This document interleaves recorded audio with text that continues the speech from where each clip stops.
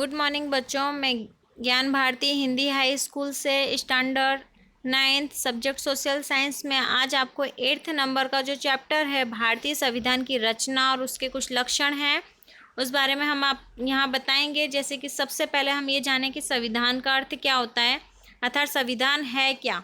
तो संविधान जो है वो किसी भी देश में, यानी हर देश का एक संविधान होता है। तो किसी भी देश को चलाने के लिए कुछ नियम होते हैं, वो नियम को व्यवस्थित संग्रह करना जो होता है वो देश का संविधान कहलाता है। किसी भी देश के शासन को चलाने के लिए संविधान जरूरी है। संविधान के बिना देश की किसी भी देश को चलाने की कल्पना भी नहीं की जा सकती, इसलिए संविधान जरूरी होता है। संविधान के महत्व क्या है, तो संविधान देश का मूलभूत महत्व एक दस्तावेज है जो संविधान में किए गए प्रावधानों के अनुसार देश में कानून का निर्माण किया जाता है। देश में जो लागू कानून संवैधानिक के साथ सुसंगत और संवैधानिक व्यवहारों के अधीन होते हैं। संविधान जो है वो कानून से भी ऊंचा माना जाता है। संविधान में जो समय के साथ, यानी समय के साथ साथ यहाँ लोगों की जो बदलती आवश्यकताएं होती हैं, अपेक्षा हैं, उसकी आकांक्षाएं, इच्छाएं और उच्च भावना होती है जो उसके प्रति ध्वनि होता है, जिससे संविधान को जीवंत और मूलभूत दस्तावेज कहा जाता है। अब हम जानेंगे संविधान के निर्माण की प्रक्रिया, किस प्रकार इसे निर्माण किया गया, तो उस बारे में हम सब जानेंगे।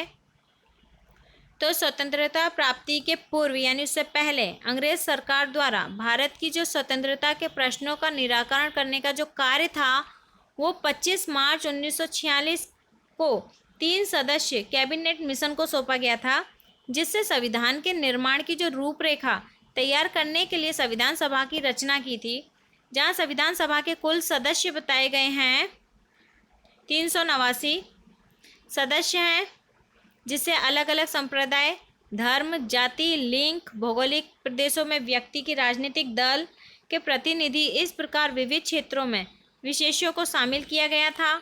इस प्रकार संविधान सभा में जवाहरलाल नेहरू, सरदार वल्लभ भाई Patel, Maulana Abdul Kalam Azad, Shyam Prasad Mukherjee, HB Modi, HV Kamath, Frank Anthony, Kanhaiyalal Munshi, Krishna Swami Iyer, Baldev Singh तथा महिला प्रतिनिधि में सरोजिनी नायडू, विजयलक्ष्मी पंडित जैसे महत्वपूर्ण लोगों का समावेश किया गया था इस संविधान में, जिसमें संविधान के जो सभा के अध्यक्ष थे तो अध्यक्ष के रूप में चुना गया था डॉक्टर राजेंद्र प्रसाद को, जबकि संविधान के प्रारूप समिति के अध्यक्ष थे डॉक्टर भीमराव अंबेडकर। तो यह आपको दोनों पॉइंट यहाँ आपको याद रखने हैं। संविधान सभा के अध्यक्ष के रूप में राजेंद्र प्रसाद और संविधान प्रारूप समिति के अध्यक्ष थे भीमराव अंबेडकर। इस संविधान सभा ने अपनी कार्यवाही जो है, यानी उसका जो कार्य, तो वो कार्यवाही 9 दिसंबर 1946 से शुरू की, जिसमें 2 वर्ष 11 महीने 18 दिन में कुल 166 बैठकें आयोजित करके संविधान सभा ने संविधान के निर्माण की कार्यवाही पूर्ण की थी। तो अर्थात हम कह सकते हैं संविधान सभा को कार्य करने में कितना समय लगा था, तो 9 दिसंबर 1946 के दिन ये कार्यवाही शुरू हुई, जो 2 वर्ष 11 महीने और 18 दिन के अंदर 166 बैठकें आयोजित करके इस सभा संविधान का कार्य पूर्ण हुआ। इस प्रक्रिया में संविधान सभा द्वारा दुनिया के अलग अलग देशों ने संविधान के महत्वपूर्ण लक्षण का अध्ययन तथा उस पर विस्तृत जो चर्चा विमर्श करके भारतीय संविधान को अंतिम स्वरूप प्रदान किया था, जहां संविधान में प्रथम अनुच्छेद यानी आर्टिकल्स जिसे कहते हैं, तो वो 295 आर्टिकल्स और 8 परिषद थे। आर्टिकल्स यानी यहाँ पे जो अनुच्छेद बताए गए हैं उसका अर्थ क्या होता है कि जो नियम होते हैं ना, कि हम लोग जैसे बहुत सारे केस वगैरह होते हैं, उस पर कौन से केस पर कौन से धारावाही लगती है वो सब होते हैं, वो सारे जो चीज़ें हैं, नियम कानून है, वो सब आर्टिकल्स में आती है।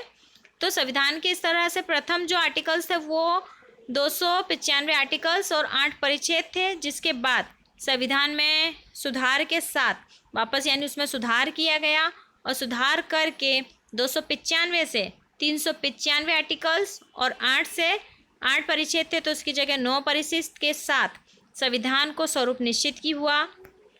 26 नवंबर 1949 को संविधान सभा ने सर्वसम्मति से संविधान को पारित किया और उसे कानून स्वरूप प्रदान किया। तो ये बताया गया आपको, ये सारे जो सारे के सारे जो ये यहाँ पे आपको सन दी गई है आपको याद रखनी है।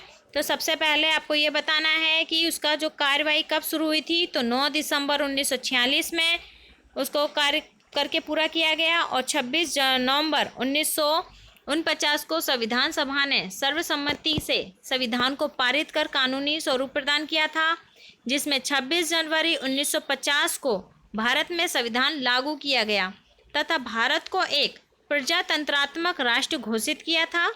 इसलिए हम 26 जनवरी को हमेशा गणतंत्र दिवस के रूप में बड़े धूमधाम से मनाते हैं, क्योंकि ये प्रजातंत्रात्मक राष्ट्र नाम से घोषित किया गया था, इसलिए हम इसे गणतंत्र दिवस के रूप में मनाते हैं। भारतीय संविधान में 4 सिंहों की मुखाकृति है। 4 सिंह मतलब 4 सिंह वाली आकृति यानी मूर्ति बताई गई है, जो राष्ट्रीय चिन्ह के रूप में घोषित की गई है तथा सत्यमेव जयते को राष्ट्रीय सूत्र के रूप में घोषित किया है। तो ये जो पॉइंट है, ये सारे आपको पॉइंट बहुत ही ध्यान से आपको ये याद रखने हैं कि 26 जनवरी 1950 के दिन हमारा भारत देश लागू किया गया संविधान और भारत को प्रजासत्ताक राष्ट्र रूप में घोषित किया था, इसलिए उससे 26 जनवरी को गणतंत्र रूप में मनाया जाता है। इसके अलावा 4 सिंहों की जो मुख आकृति वो हमारा राष्ट्रीय चिन्ह है और जो सत्यमेव जयते है वो हमारा राष्ट्रीय सूत्र है। हमारे संविधान में नागरिक के मूलभूत जो अधिकार हैं, कर्तव्य हैं, राष्ट्र नीति के जो मार्गदर्शन के सिद्धांत हैं, सरकार के अंग तथा उनके कार्य तथा प्रशासनिक संबंधित सूचना और न्यायपालिकाओं की व्यवस्था जैसी अनेक महत्वपूर्ण बातों का इसमें समावेश किया जाता है संविधान के अंदर।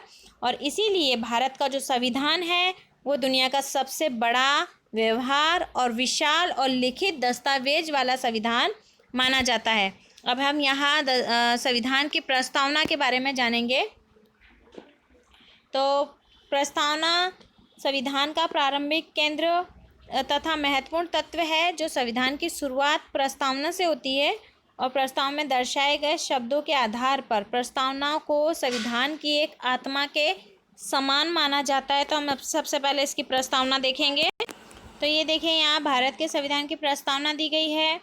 हम भारत के लोग भारत को एक संपूर्ण प्रभुत्व संपन्न समाजवादी धर्मनिरपेक्ष लोकतंत्रात्मक गणराज्य बनाने के लिए तथा उसके समस्त नागरिक को सामाजिक, आर्थिक तथा राजनीतिक विचार, अभिव्यक्ति, विश्वास, धर्म, उपासना की प्रतिष्ठा और अवसर की प्राप्ति करने के लिए तथा उन सब में व्यक्ति की गरिमा और राष्ट्र की एकता, अखंडता सुनिश्चित करने वाली बंधुत्व बनाने के लिए दृढ़ संकल्प होकर अपनी इस संविधान सभा में 26 जनवरी 1949 यानी मिति मार्क्सिस्ट शुल्क संपत्ति एवं 2006 विक्रमी को अध्यक्ष द्वारा इस संविधान को अंगीकृत अधिनियम और आत्मपर्पित करता हूँ तो करते हैं। तो इस प्रकार से ये हमारा क्या है, संविधान की पूरी प्रस्तावना दी गई है।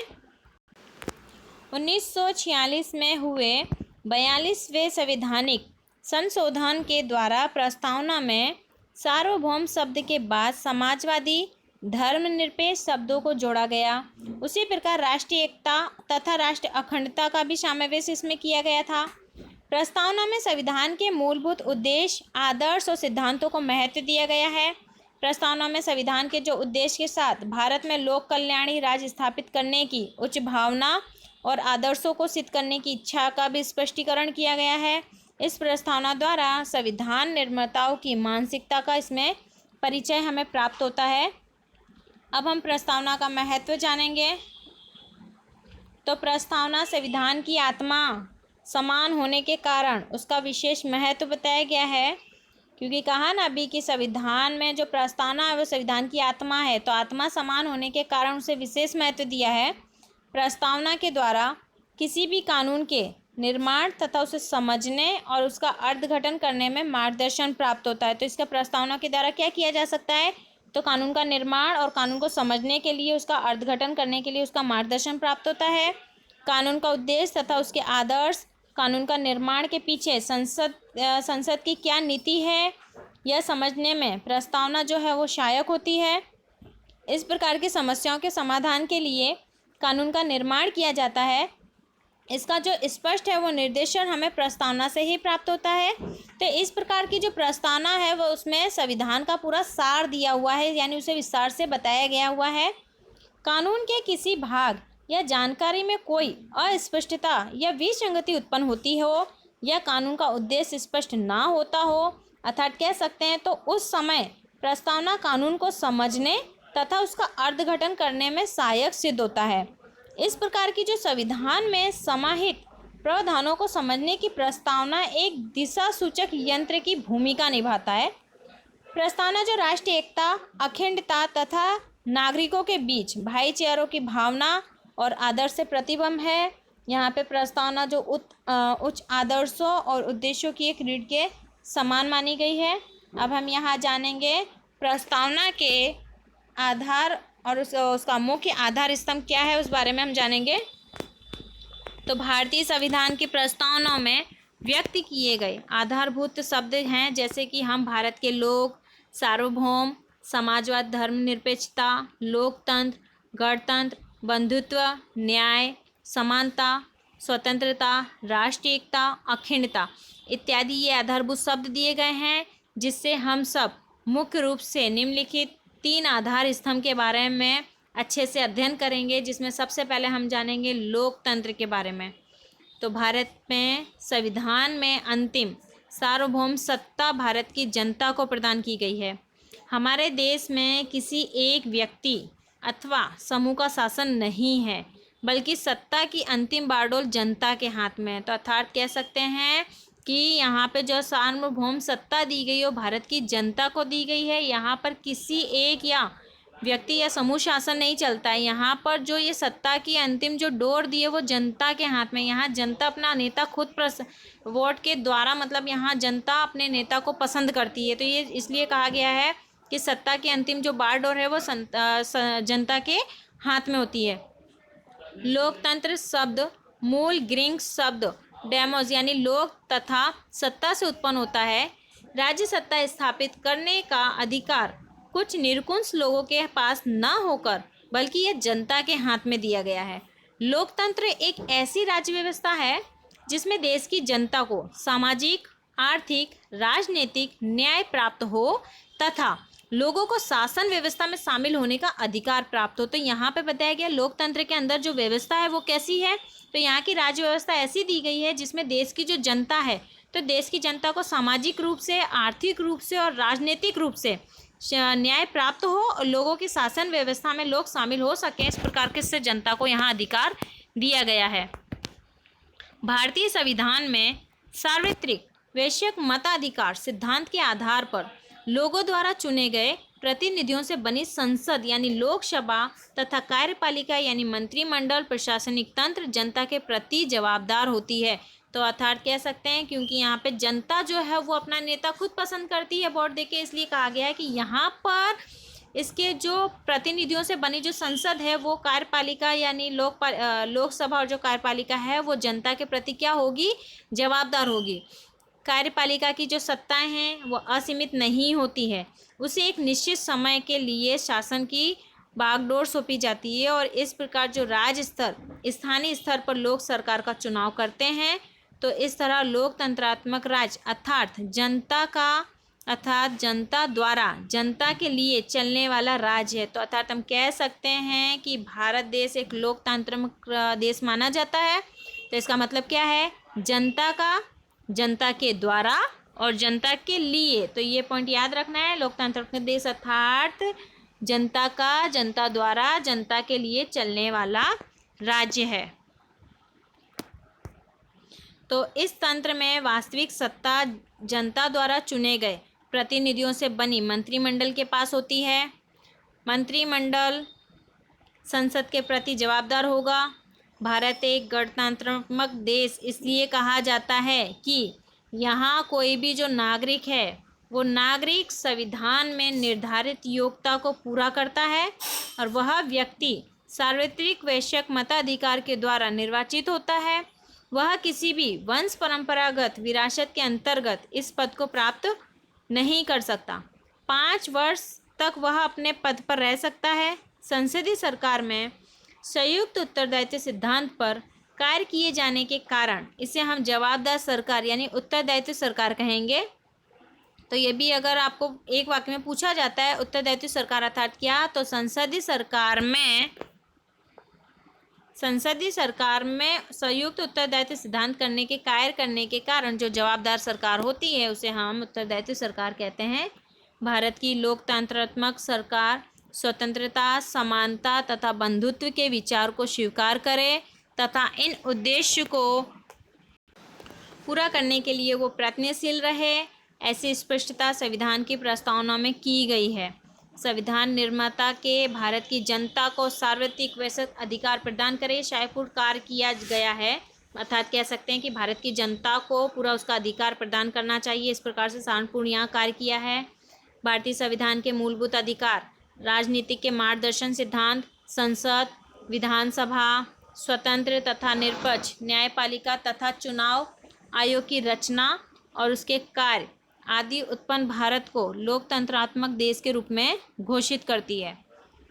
सार्वत्रिक वैश्विक मताधिकार अर्थात किसी भी जाति, धर्म, भाषा, लिंग, शिक्षा, आय तथा जन्म स्थान के भेदभाव के बिना 18 वर्ष या उससे अधिक उम्र का कोई भी भारतीय व्यक्ति उसे मत देने का अधिकार है। यद्यपि मताधिकार सूची में नागरिक का नामांकन आवश्यक है, अर्थात ये मतलब ये जो शब्द दिया है सार्वत्रिक वैश्विक मताधिकार, तो इसका अर्थ बताया गया है कि जो कोई भी बिना मतलब जाति, कोई भी जाति का हो, कोई भी धर्म का हो, कोई भी भाषा या कोई भी लिंग या कोई भी शिक्षा का हो, लेकिन जन्म स्थान और अथवा उसके जन्म स्थान के भेदभाव के बिना अगर वो 18 वर्ष का है या उससे अधिक वर्ष का व्यक्ति है तो उसे भारत में मतदान देने का अधिकार है।